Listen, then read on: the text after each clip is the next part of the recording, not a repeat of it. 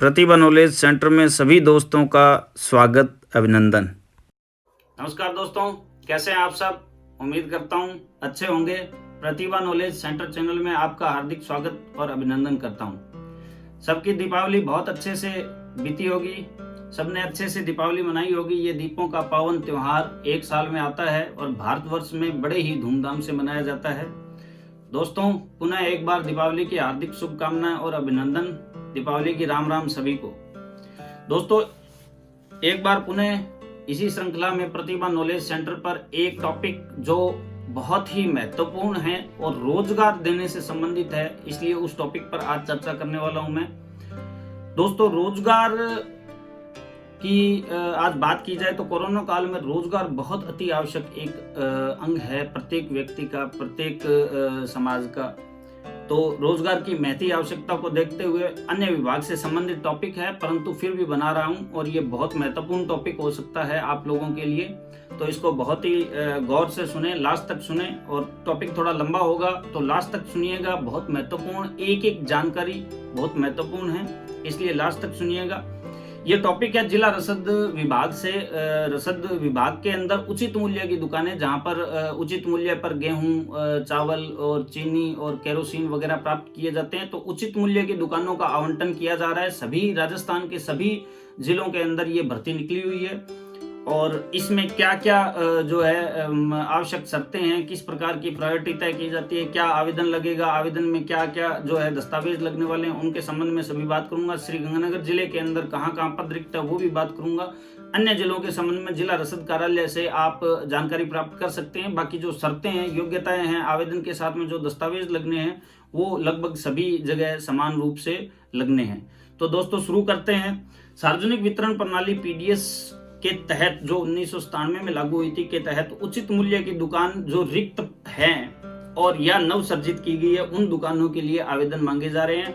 और दोस्तों, आज 15/11/2020 को ये वीडियो बना रहा हूं मैं, और मैं आपको बता देना चाहूंगा आपके पास केवल मात्र 5 दिन का समय है। 20 नवंबर 2020 को साढ़े 5 बजे तक ये आवेदन जो है आपसे लिए जाएंगे। केवल 5 दिन का समय है। जो भी वांछित और आवेदनकर्ता, इच्छुक आवेदनकर्ता हो, वो जल्द से जल्द इन प्रक्रिया को पूर्ण कर अपना आवेदन जिला रसद कार्यालय में जमा कराएं।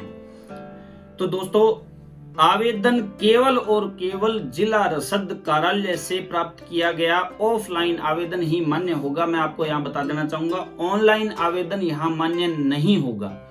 ना ही किसी फोटोकॉपी की दुकान से लिया गया आवेदन मान्य होगा, ना ही ऑनलाइन जो है उसका प्रारूप डाउनलोड करने पर वह मान्य होगा। जिला रसद कार्यालय से संपर्क कर आपको यह आवेदन कार्यालय समय में प्राप्त करना होगा। आवेदन का शुल्क क्या है? आवेदन का शुल्क 100 रुपए जो है आवेदन का शुल्क रखा गया है। और वो 100 रुपए किस तरीके से देय होंगे? 100 रुपए या तो आपको जिला रसद कार्यालय के नाम डीडी बनाना होगा, या आपको भारतीय पोस्टल ऑर्डर से 100 रुपए पे करने होंगे।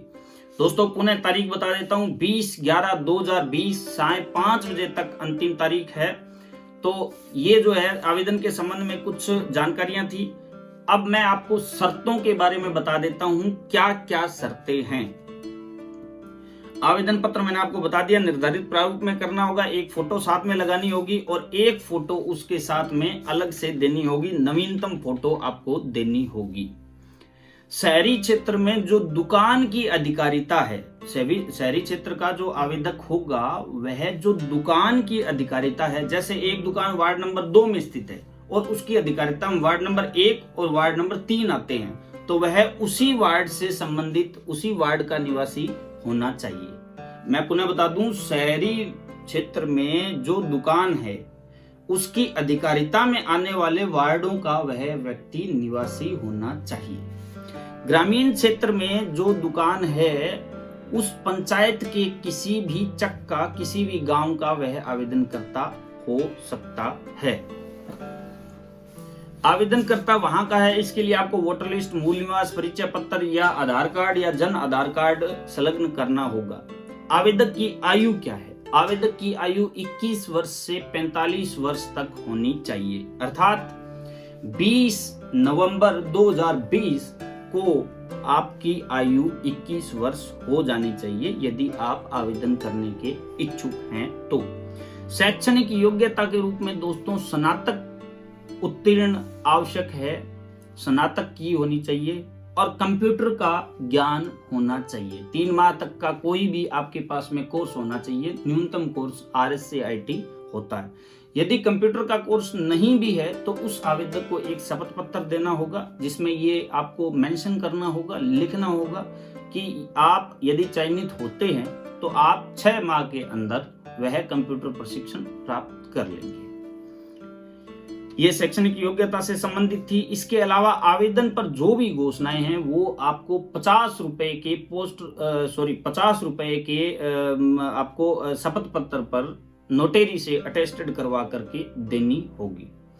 जो आवेदक है वह ना ही तो स्वयं ना ही उसका पति ऑब्लिक पत्नी, अर्थात आवेदक में से पति और पत्नी में से कोई भी जो है जनप्रतिनिधि, निर्वाचित जनप्रतिनिधि नहीं होना चाहिए। आवेदक जो है उसके 1/1/2015 के बाद हुई संतानों को मिलाकर के 2 से अधिक संतान होने पर आवेदक उचित मूल्य की दुकान आवंटन के लिए मान्य नहीं होगा। उसे उचित मूल्य की दुकान का आवंटन नहीं किया जाएगा। जो आवेदन करता है उसे दुकान का नक्शा, साइट प्लान, रूट प्लान, सही माप की 3 प्रतियां स्व प्रमाणित करके उसे आवेदन के साथ में जमा करानी होगी। आगे पीछे के जो भवन है उसका सही अंकन करना होगा।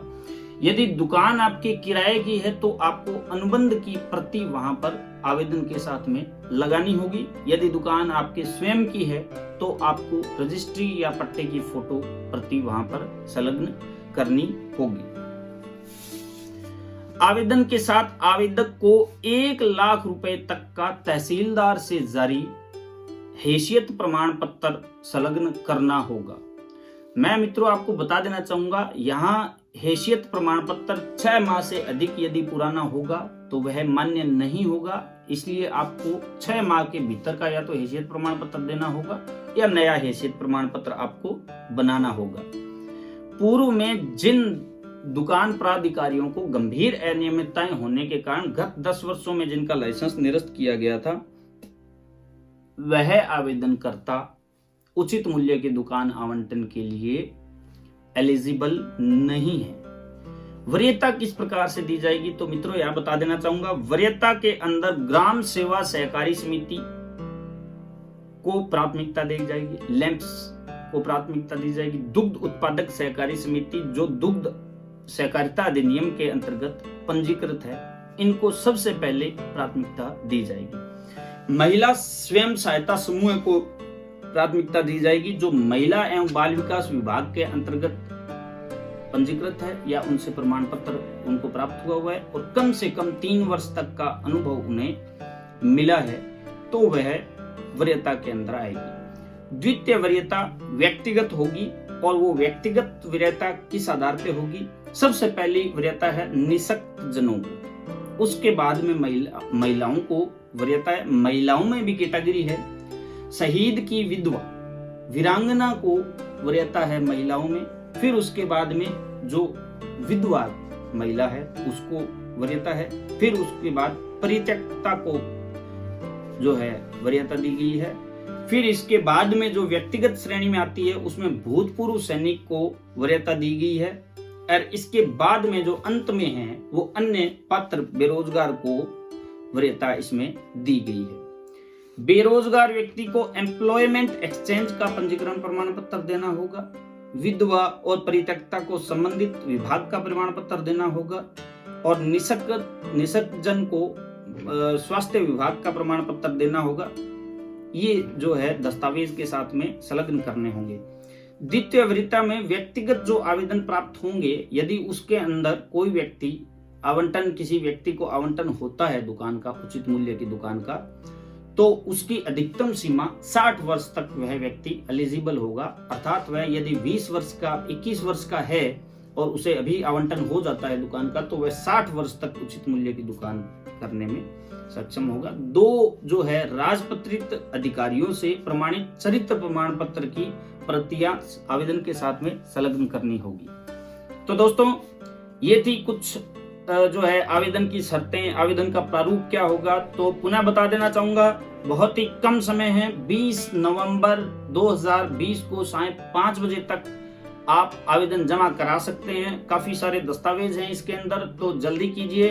जो इच्छुक आवेदक करता है, मेरे दोस्त जो इस उचित मूल्य की दुकान आवंटन के जो है इच्छा मनसा रखते हैं, तो वह आवेदन जिला रसद कार्यालय से प्राप्त कर सकते हैं। अब गंगानगर जिले के अंदर मैं जल्दी से ब्रीफिंग कर देता हूं कि कहां जो है रिक्तियां हैं और कौन कौन से क्षेत्रों में रिक्तियों में एलिजिबल है।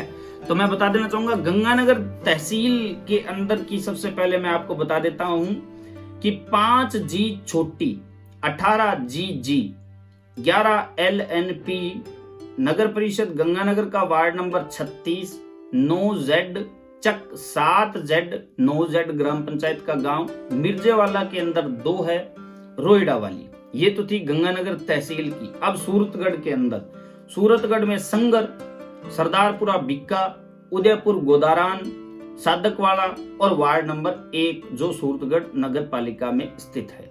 पदमपुर में 6EEA जो पंचायत 19BB के अंतर्गत है, रत्तेवाला, तामकोट, डेलवा, गमुड़ा वाली, 54LNP, 11EEA, 69LNP, 4JJ चक। ये थी पदमपुर की ग्राम panchayat. राइसनगर 43PS, 43PS, 22PS, करड़ावाला, ख्यालीवाला Vijayanagar के अंदर। विजयनगर में दोस्तों बिलोचिया 6BLM, गोगामेड़ी। सादुल शहर में डूंगर सिंहपुरा, जमीत सिंह वाला, सरदारपुरा जीवन का चक है, वहां पर रिक्तियां हैं। तो सभी दोस्तों से जो इच्छुक हैं आवेदन करने के, उनसे निवेदन कि जल्द से जल्द इस आवेदन को प्राप्त कर सभी आवेदन की शर्तों को पूरा करते हुए आवेदन जिला रसद कार्यालय में ऑफलाइन जमा कराएं। जैसा कि दोस्तों आपसे वादा किया था कि अन्य विभागों से संबंधित योजनाएं जो सरकार द्वारा लेटेस्ट अपडेट, जो सरकार द्वारा रियायतें दी जाती है, किसी प्रकार की योजना चलाई जाती है या जिनसे डायरेक्ट बेनिफिट किसी भी मेरे दोस्त को हो सकता है, तो मैं वो वीडियो बना करके डालूंगा।